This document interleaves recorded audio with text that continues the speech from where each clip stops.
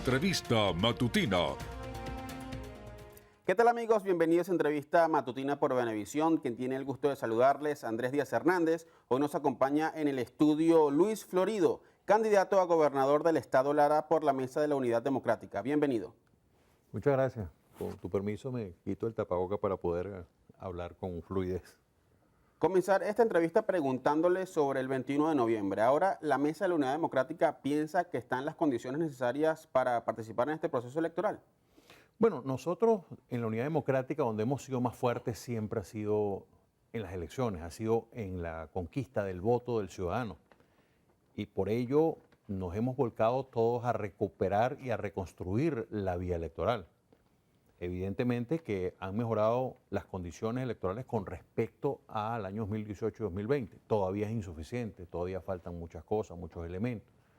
Pero la presencia de 2 rectores en el Consejo Nacional Electoral, todas las auditorías que se han venido haciendo, creo que van hacia el camino correcto. Esperamos también de que haya una resolución sobre el tema del rol del Plan República, el tema de los puntos rojos y las garantías electorales que tienen que existir para el desarrollo después de quienes queden electos gobernadores, alcaldes, diputados y concejales. Mira, en el mundo, los países que han convertido a la democracia y sus instituciones en el respeto de todos, de que todos respeten lo que significa ganar espacio democrático, ha logrado que se desarrollen naciones en todas partes del mundo. Ahora, un punto clave para la Mesa de la Unidad Democrática es la participación de las personas. ¿Cómo enganchar a ese ciudadano que todavía, no está, de acuerdo con este proceso electoral o no cree mucho en el proceso electoral del 21 de noviembre? Lo primero con unidad. Los partidos de la Mesa de la Unidad Democrática que la conformamos, hemos ya definido los candidatos para las 23 gobernaciones y para las 335 alcaldías a nivel nacional, con sus concejales, con sus diputados. Por supuesto, siempre hay algún detalle que resolver, pero en términos generales ocurrió lo que siempre ha ocurrido, que ocurrió para las elecciones del año 2015, nos pusimos de acuerdo y en esta nos hemos puesto de acuerdo. Creo que es un elemento esencial para conquistar el voto. El segundo elemento, nosotros representamos el cambio. Ese solo hecho hace que la gente tenga el deseo de participar. Y el tercer elemento es que no hacer nada no es una opción. El quedarnos en nuestras casas no construye soluciones en Venezuela. Nadie va a venir a resolver el problema venezolano desde afuera. Aquí el problema en Venezuela tenemos que resolverlo los venezolanos con todo el apoyo que puede haber desde la comunidad internacional, pero siendo nosotros los actores y los agentes de cambio. Usted tocaba el tema de la unidad. Vemos que en el estado Miranda no hubo acuerdo entre David Uzcategui y Carlos Ocariz. ¿Usted qué opina al respecto en este tema? Bueno, que la unidad habló, la unidad definió que el candidato es Carlos Ocariz y ese es el candidato de la unidad y es el candidato que de seguro va a recibir los votos de los mirandinos, porque al final, ¿qué es lo que te pide la gente? Que la unidad democrática lleve un solo candidato. Todos tienen sobradas no solo razones, sino también cualidades para aspirar. Pero después que la unidad democrática habla de que los partidos, los factores políticos nos ponemos de acuerdo, el ciudadano por lo general ha venido empujando esas decisiones. La tarjeta de la Mesa de la Unidad Democrática es la que ha tenido más votos en la historia del país y con los hechos ya demuestran de que es una tarjeta que puede potenciar con gran fuerza a los que somos parte de esta plataforma unitaria que se presenta con la tarjeta de la MUT. Ayer terminaba una nueva ronda de negociaciones en México y no dejaron muy claro los puntos de los acuerdos. ¿Cuál sería su posición al respecto con este mecanismo de negociación que se está realizando en México? Como tú sabes, yo he estado en procesos de negociación. Los procesos de negociación son complejos, a veces son muy incomprendidos. Yo tengo gran confianza en el liderazgo que sobre este proceso hace Gerardo Blay, tiene la confianza de todo el país y nosotros le apostamos a que allí salga una resolución. Es demasiado importante que Venezuela logre la reinstitucionalización a partir de un acuerdo político.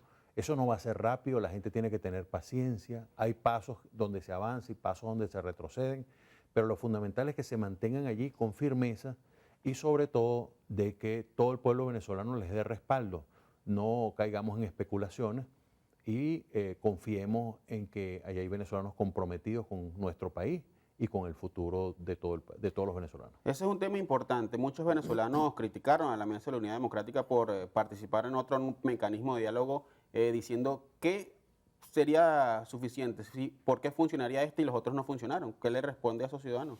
Bueno, una situación como la venezolana, en oportunidades es como con el tema del voto.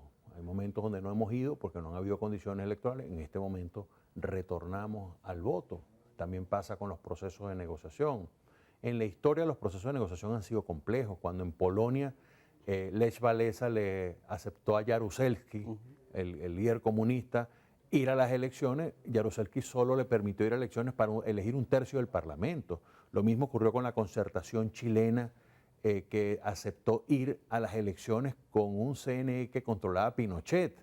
Y lo mismo ha ocurrido en Centroamérica para lograr conquistar la democracia. Conquistar la democracia no es sencillo y Venezuela lo que requiere y el déficit que tiene es de democracia. Y el futuro solo está en las manos de todos los venezolanos. Somos nosotros los que podemos cambiar esta realidad y tenemos que hacerla con mucha seriedad. Así las acciones que sean no sean comprendidas bien en algún momento, cuando se llegue a una resolución van a ser no solo aplaudidas, sino escritas en la historia en letras importantes por haber resuelto un conflicto político tan grave como el que ha ocurrido en Venezuela en los últimos tiempos, que ha generado pobreza a todos los ciudadanos. Usted decía cambiar la realidad del país. ¿De este mecanismo de diálogo se puede cambiar la realidad económica de Venezuela? ¿Se puede llegar a un acuerdo para solucionar este problema? Ojalá que sea así, es lo que aspiramos todos los venezolanos. Pero para cambiar la realidad económica tienen que haber las bases políticas, porque no es solo resolverle la gobernabilidad a quienes hoy están en el poder, sino que es resolverle el 15 y último a todos los venezolanos. Y para ello tiene que haber un acuerdo integral que incorpore a todos los ciudadanos. Tocando el tema ahora regional, Lara, ¿cómo está el Estado a su criterio? Bueno, el Estado yo te lo defino así, ¿no? Es un Estado devastado. Allí rasparon la olla, quemaron la olla, rompieron la olla y se robaron la olla. Es decir, allí hay que reconstruir todo lo que es el tejido de relaciones dentro del Estado y sobre todo las obras que requiere Lara. Yo te doy el ejemplo, agua. En Lara no hay agua, principalmente por falta de gerencia, por falta de inversión. Los pasos que se han dado han sido en el sentido contrario a que haya agua. Y bueno, ¿por qué? Pues se robaron el dinero de Yacambú, porque no hicieron lo que significaba el trabajo de dos bocas para llevar agua a todos los larenses. Bueno, Luis Florio se va a dedicar en alma, vida y corazón a resolver el problema del agua y no le voy a tener miedo a las asociaciones públicas privadas con empresas nacionales o con empresas internacionales para que esto pueda ser bien administrado y para que al final a la gente le llegue el agua en el grifo, que es, tú dirás, bueno, es uno de los servicios públicos, pero es un servicio público de competencia regional que puede impulsar otras cosas para que las empresas lleguen a los países, y te lo digo con mi actividad empresarial de experiencia, requieren de servicios. Y bueno, hoy no tienes gasolina, no tienes electricidad, no tienes gas, no tienes, tienes a la gente pasando hambre, $2, los jubilados, la gente comiendo cambures o comiendo frutas, lo más barato para poder sobrevivir. Así no puede una sociedad salir adelante. Así que Lara va a ser una tierra pujante, de progreso, de desarrollo, y vamos a surgir como el ave fénix. Usted tocaba el tema del agua como servicio público, pero ¿qué otro servicio presenta problemas? Tema eléctrico, transporte, combustible, ¿cómo está esa situación en la entidad? En estado catastrófico, por supuesto el tema de electricidad, y tenemos una planta termoeléctrica que no se terminó, se robaron el dinero también, ahí tenemos que ver qué hacemos con eso. Ahí tenemos, por ejemplo, obras como Sidetur, es decir, que son empresas que fueron confiscadas a sus dueños y que están improductivas. Ahí tenemos las torres del CISAL que están esperando para que haya una decisión. Es decir, un gobernador de Estado tiene que ser un líder del Estado.